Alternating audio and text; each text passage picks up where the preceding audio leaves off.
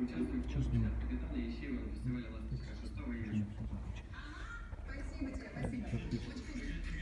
Лёх, вообще вежливо чокаться сначала. А он уже чокнулся, привык. Ага, я поняла, да. Каламбуре надо играть. Так, надо придумать какой-то приз. В случае каламбура. Уйти отсюда надо. Возможно, кстати, если бы мы вручили документы